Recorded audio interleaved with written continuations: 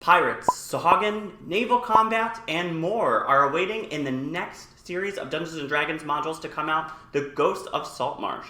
And for all of those who don't know, The Ghost of Saltmarsh is actually coming out in less than a week on May 21st. Now, it is another series of short modules that's made to be played intermittently, but they all have a similar theme of nautical adventures. And it's set to make all of both new player and veteran players' water adventure dreams come true. Similar to the previous release, Tales of the Yawning Portal, these smaller modules can be played as a part of one larger campaign or split off to be their own standalone smaller adventures. Now, they all have an overarching theme of being at sea, and as part of this, it actually includes a new section that includes rules on both ship battles, managing a crew, and more.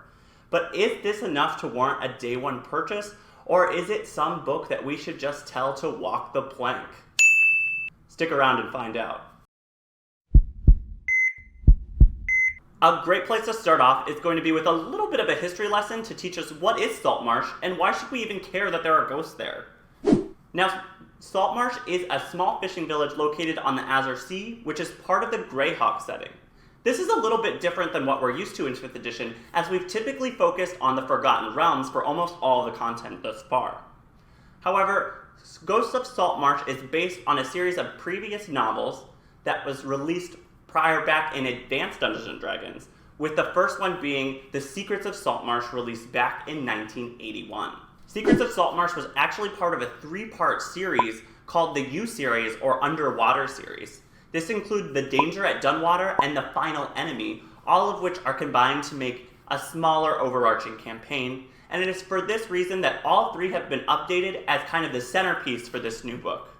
In addition to these 3 modules, they've also updated 4 other older adventure modules, all with similar nautical themes, and these range from anything to discovering haunted houses, to plundering an underwater kingdom of aquatic beastmen, to murder mystery.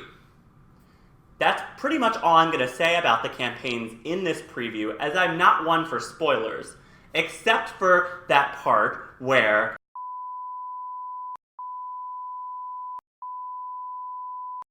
that being said, these campaigns start as early as level 1 and can take you all the way to level 12, as the last campaign, The Styes, starts at around level 11. In addition to the included campaigns, there's also an entire section dedicated to fleshing out the nitty-gritty details of Saltmarsh as a town itself. These include a whole section on notable NPCs, including criminals, smugglers, politicians, local militia movements, notable locations, and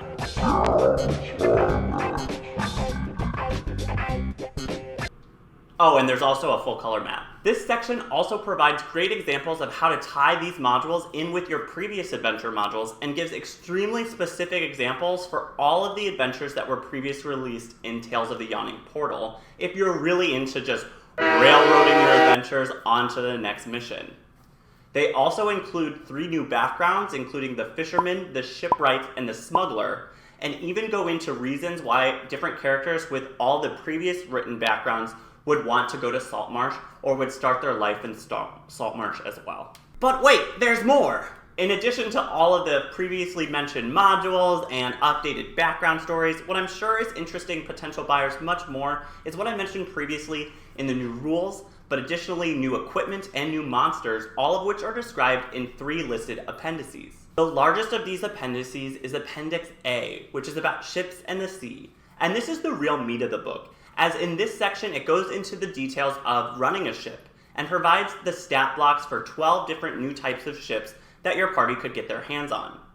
In these stat blocks, it lists not only the cargo capacity, the constitution of the hulls, how to run the ship in general, naval combat, kind of you name it, but also lists different siege weapons that may be mounted on your ship, the specific statistics for each of those, and even offers you ways to upgrade not only the weapons, but the ship themselves with different things like new sails, new magical weapons, and the ability to coat your ship in a magical aura of dread that turns you into a death boat, you know.